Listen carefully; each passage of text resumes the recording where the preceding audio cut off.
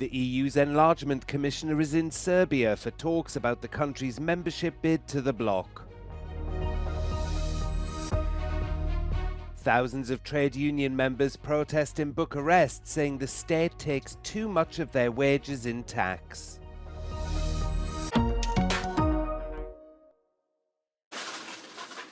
The Kharkiv Regional Prosecutor's Office says at least one person has been killed and 4 others injured in a Russian strike on a commercial facility. Officials say the building was hit with an X-59 missile in the late afternoon. Kharkiv's governor says Russian troops are attacking new areas with small assault groups in a bid to stretch Ukraine's forces. Russia's military entered Kharkiv on Friday, opening a new northern front in a war that's largely been fought in the east and south.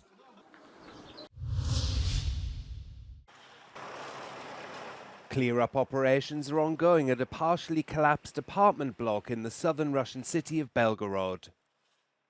The regional governor says it was hit in a Ukrainian missile strike and at least 15 people were killed. The Belgorod region near the border with Ukraine has been the target of a large number of Ukrainian strikes. Although most cross-border shelling happens in rural areas, attacks have also been seen on the region's capital.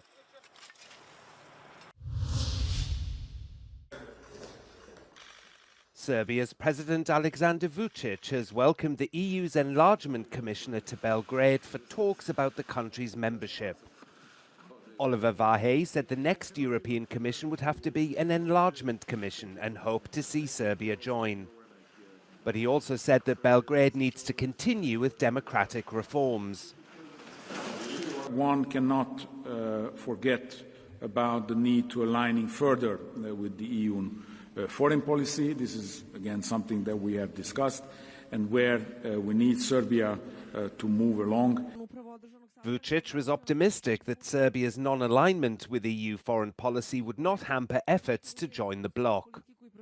Pravom zamjeri Oliver Varhelija, to je naša neusaglašenost sa njihovom spoljnom politikom ne bude smetnja. Serbia has been an official EU candidate country since 2012, but since then there have been several bumps in the road. The country was rocked by protests last year following 2 mass shootings which left 18 people dead. Initially demanding tougher gun control laws, the rally soon morphed into anti-government protests. Protesters were angry about democratic backsliding, accusing the Vučić government of authoritarianism and corruption. Serbia raised eyebrows in Brussels after refusing to join in with EU sanctions on Russia following its invasion of Ukraine. Vučić claims to follow a neutral policy, balancing ties with Moscow and Brussels. But Serbia has also purchased Russian gas on favourable terms and added Russian hardware to its military arsenal. And there's Kosovo. It declared independence from Serbia in 2008, a move Belgrade refuses to recognise. Last month, EU foreign affairs ministers agreed to freeze Serbia's accession process if it didn't implement an agreement on normalising its relationship with Kosovo. The main condition is that Serbia stop obstructing Kosovo's efforts to join key international organisations such as the UN, the Council of Europe and NATO.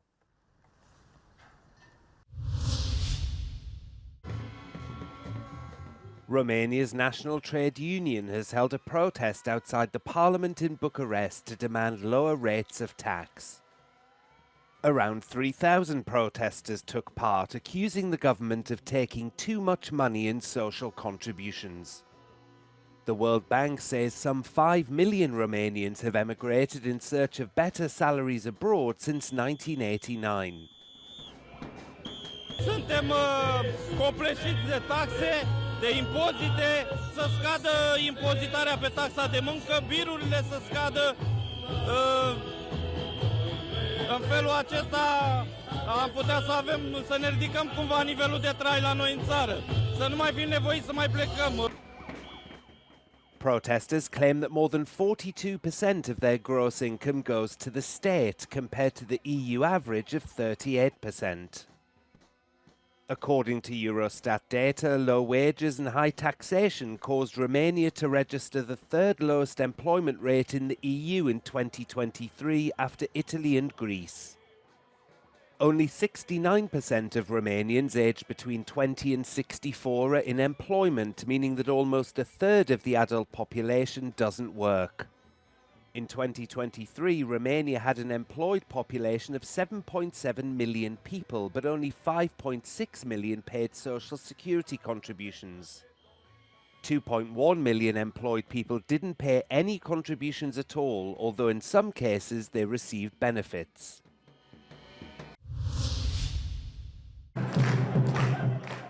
Students and employees from several universities in the Netherlands have walked out in protest at Israel's military operation in Gaza.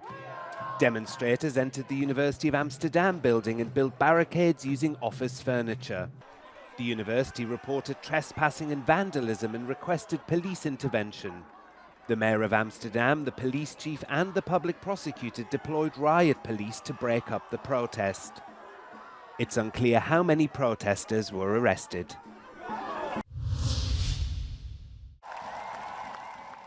Pro-Palestinian student demonstrations are intensifying in several European countries. In the Netherlands, students and staff at the University of Amsterdam protested on Monday against how the university administration handled pro-Palestinian demonstrations last week.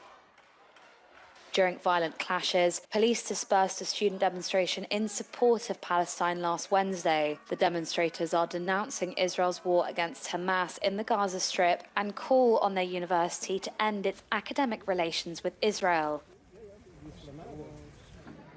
On Monday in Belgium, about 50 students occupied a building of the Brussels Flemish University. They also urged the authorities to cease all cooperation with Israeli universities.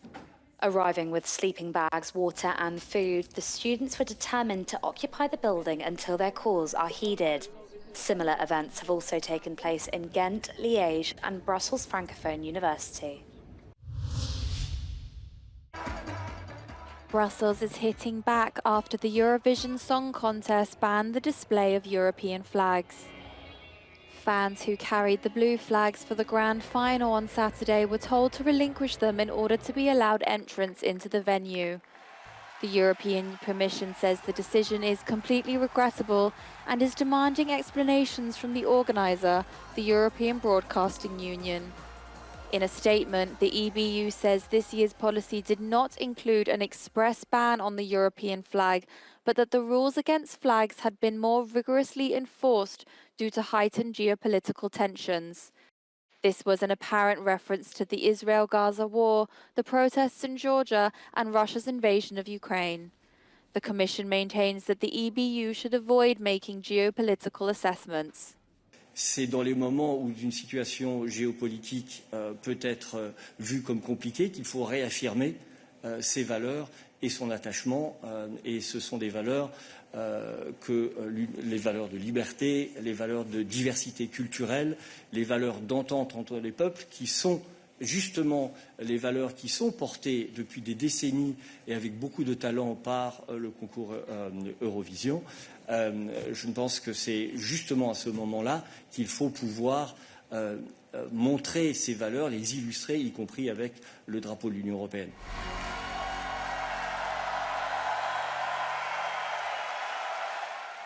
The controversy over flags follows a string of controversies that marked this year's Eurovision, including the divisive participation of Israel and the last-minute expulsion of Dutch entry Joost Klein. A payment card designed only for asylum seekers has come into force in Germany after the new rule was passed by Parliament last month.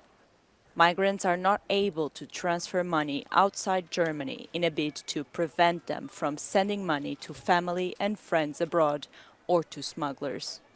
I tried to buy in a shop and they said that this card is not our partner, you can't buy from here, and it's also not working in all of Germany. There are half money and half cash. With half money that are in the card, I can buy groceries, and with the other half I can buy in every shop whatever I need for me and my children. Migrant advocacy groups have criticized the new regulation as discriminatory. Did you bring everything? Yeah. Also die ganze Diskussion um die Bezahlkarte wurde ja mit sehr klaren Motiven gestartet von der Ministerpräsidentenkonferenz. Sie wollen Menschen abschrecken und man muss ganz klar sagen, die Menschen kommen wegen Bürgerkrieg und Verfolgung, die lassen sich nicht von einer Bezahlkarte abschrecken. Gerade bei uns im ländlichen Bereich sind die Asylbewerber auch auf Bus und Bahn angewiesen und zum Teil kann man halt nur ein Bar bezahlen. Ich selber zahle gerne ein Bar, ja. Und trotzdem finde ich beides halt auch sympathisch. Wir haben viele Nationalitäten, die sind mit Bargeld aufgewachsen, die kennen keine Kartenzahlung. Das ist für die zu modern. Germany has been trying to clamp down on migration for months, and this latest measure comes just weeks before the European Union election. US tech giant Microsoft has announced it's investing 4 billion euros in France this year. It's the company's biggest investment in France to date. The money is going to be used to build what Microsoft called a world-leading AI and data center, as well as cloud infrastructure. French President Emmanuel Macron said the investment is fundamental for Europe to stay competitive in the battle for AI. C'est une étape fondamentale, mais nous venons d'en parler, ça n'est qu'une étape. Parce qu'avec vous, moi, je regarde la suite. On rentre dans un monde totalement différent, où la compétition va être féroce. Et cette compétition, elle ne se gagne que si on a des partenaires de confiance. Et vous faites partie de ces derniers. Microsoft will also bring up to 25,000 advanced graphic processing units to France by the end of 2025 and launch an AI skilling initiative that aims to train 1 million French people.